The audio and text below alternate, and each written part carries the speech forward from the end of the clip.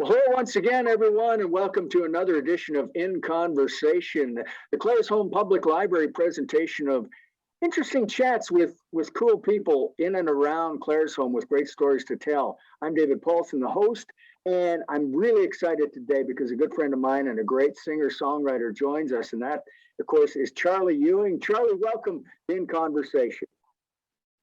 Hello. Now, Charlie, let's go right back to the beginning and where the passion and the love for music that you have and have displayed throughout your life. How did that all begin? Was that one of those early things and family inspired, or how did that all come about?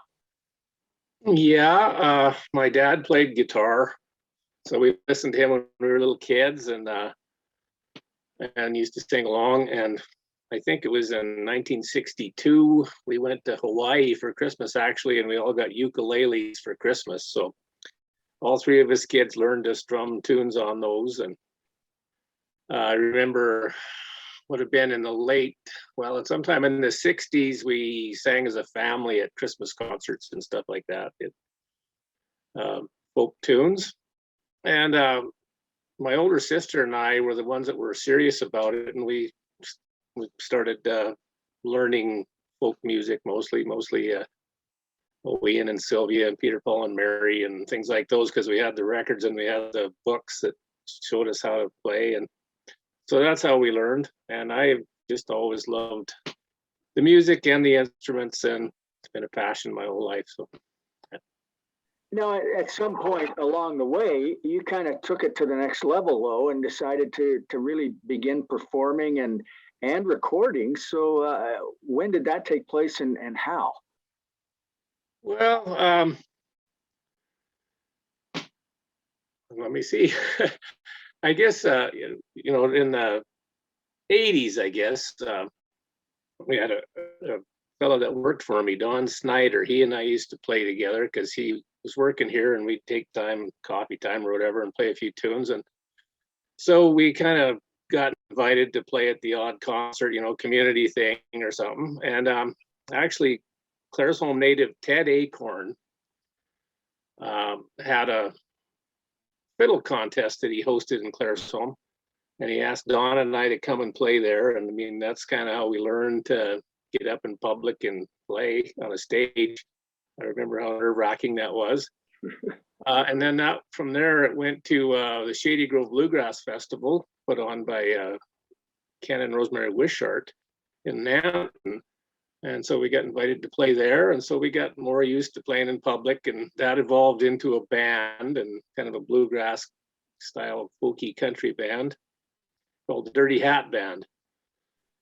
And so then that just kind of mushroomed from there, and we got playing at different festivals. And as time went on, the band changed personnel, and we kept at it. And then I started doing solo gigs and started writing a few songs. And 2005, I had enough songs that I finally did my first solo CD.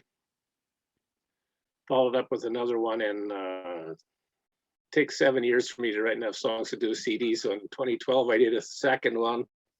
And then last year, I think it was February 2020, my third one came out. So let's go back to, I want to talk a little bit about the songwriting, because I know obviously you're a fine guitar player and picker and singer, but when did the interest in and how did the interest in songwriting come about? Because that's a big part of what you do and who you are.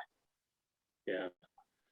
Well, I think I probably have to blame that all on Ian Tyson, because when he was, I always listened to him ever since we were about 10, I think, when we got our first Ian and Sylvia record. And he always had a cowboy song on his records, and that's what piqued my interest, because I always liked that kind of thing, being a rancher and cowboy myself. So I was interested in those and the songs that he wrote and found, actually. And then when he got into his, cowboyography and his real cowboy music, I guess to quote him, hell, I can do that.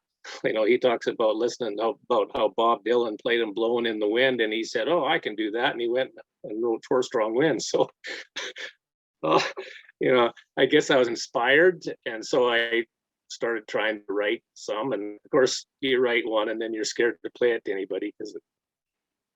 But as time went on and people said, oh, that's so pretty good, so you get more confidence, and one leads to another. The first one's always easy, and they all get harder after that. So, one of the things I would say to you, Charlie, and it's interesting that you cited Ian Tyson as one of your inspirations, because I really feel like there's a similarity, and the similarity is this, that Ian Tyson, to me, in his songs, just is a great storyteller. He tells great stories in his music. And it feels like to me that Charlie Ewing does exactly the same thing. And is that a conscious thing where you want your songs to be stories, or how does that come about when you start thinking about a song? I don't know. You always hear the old thing about songs, how they come through you, and it sounds weird. And I'm not proficient at it enough, and I haven't had enough experience at it. But when I write a song, I a lot of times start out with something in mind and it comes out totally different. Or I can't remember writing it. I mean, I know I sat there and I worked on it, and I erased, and I changed words, and I changed meters, and I changed tunes, but I don't remember it. After you get it finished, it's like all that went away, and it's like, where did this come from? And that sounds funny. Like I'm not the kind of person that says, well, I'm going to write a song today and sit down and do it. And I think that comes with making it a priority, and you set aside the time and you actually sit there till something happens. You hear stories about Townes Van Zandt, who sat down and says, I'm not getting up until I write a song, and he sat there for a day and a half. So it's a lot of hard work, as you well know, being an author. And I'm not good at doing hard work. I if it's too hard, I do something else. So it's a hard question to answer. I get, every once in a while, I get an idea and something will come, and I'll start working on it, and maybe I'll get stuck, and it'll sit there in gestate for a month or two or a year or whatever, until finally the right word, the right line comes in, and then I can finish it. So it's not something I can explain, really. Let's go back to the performing side, because you've performed at some really cool venues all over the place. Is there one favorite gig that you look back on and you go, oh, that was absolutely amazing. I love that place and that time. Well, we played with the Dirty Hat Band. We played the Shady Grove Bluegrass Festival. I always say we were the local yokels, and they put us on every year. So I guess we must have been good enough.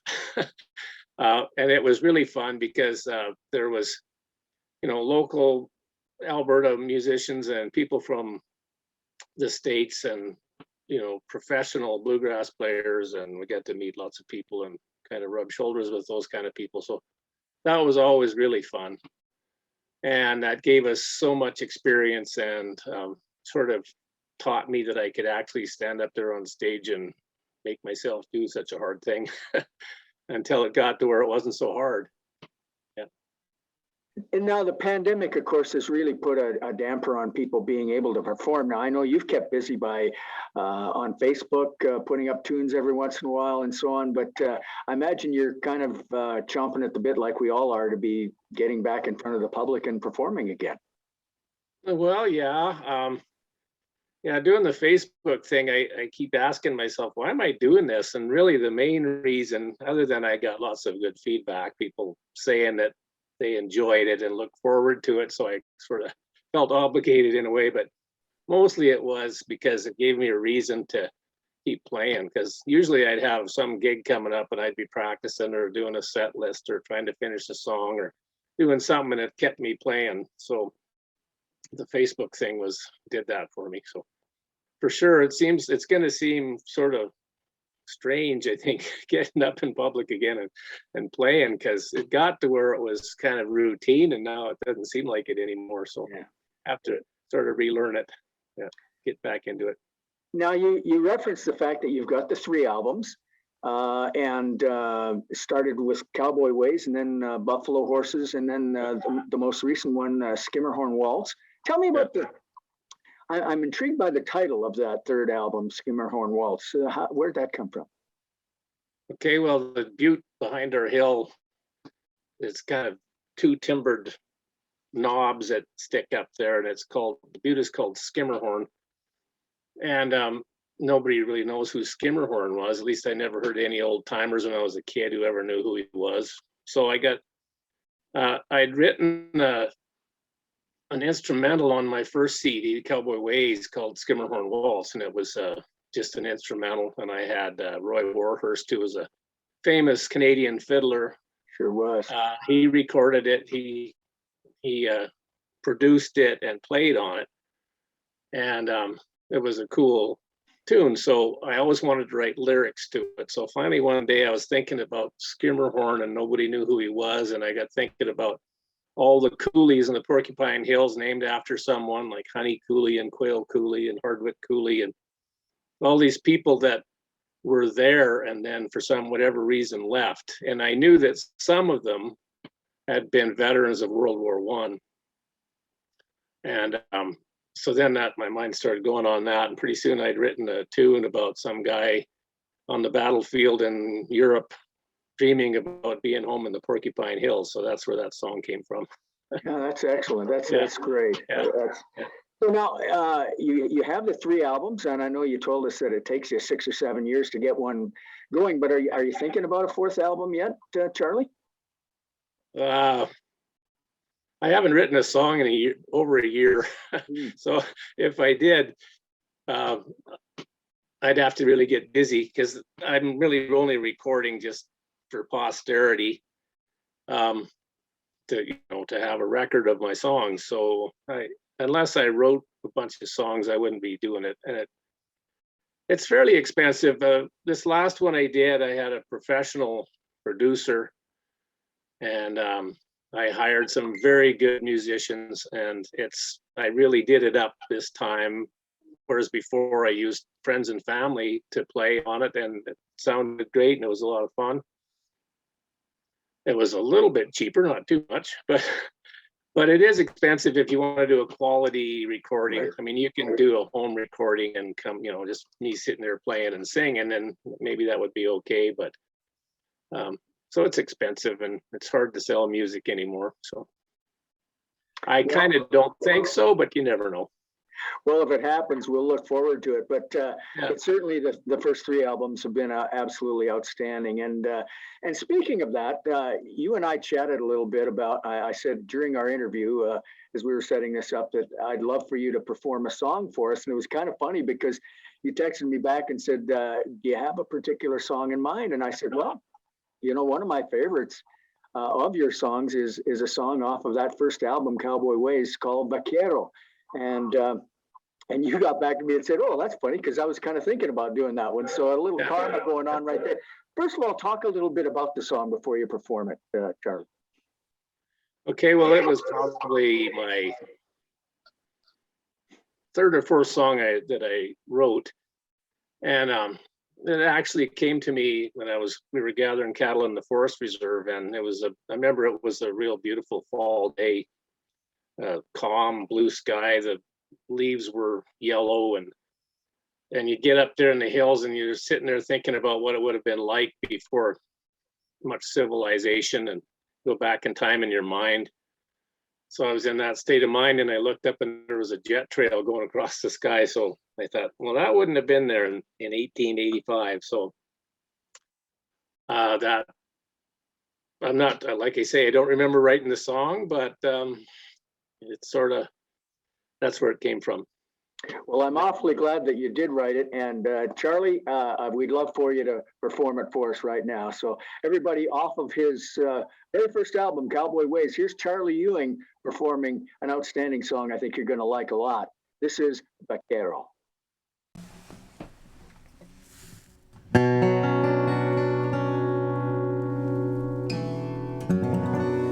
Out of the golden poplar shade into a grassy sunlit glade, a cowboy reins his horse to blow and sits and scans the slopes below for cattle. His saddle's made to rope and ride, riata and reins a braided hide, chaps and vest and hat below, just like 100 years ago. Vaquero. For 100 years he's been the king. His cricket clicks, his rowels ring. Where cattle graze the slopes and hills, he practices vaquero skills unchanging.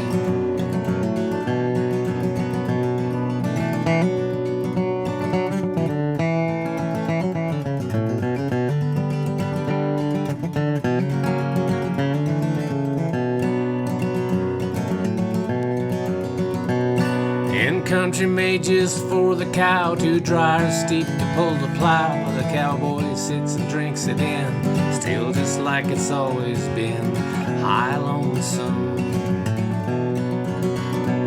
No man made wonders in his sight, still can see the stars at night. He's lost in time and all alone, way out here he feels at home, contented. For 100 years he's been the king. His cricket clicks, his rowels ring. Where cattle graze the slopes and hills, he practices vaquero skills unchanging.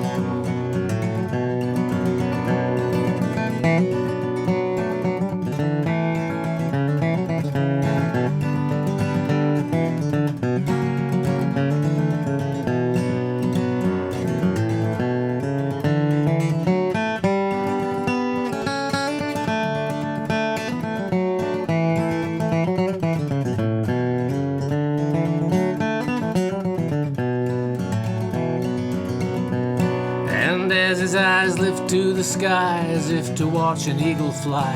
A jet trail splits the sky like lace, reminds him of his time and place. Technology is here to stay, will progress drive his kind away? Will he melt away like the mountain snow, go the way of the buffalo forgotten? For 100 years he's been the king. His cricket clicks, his rowels ring. Where cattle graze the slopes and hills, he practices vaquero skills unchanging.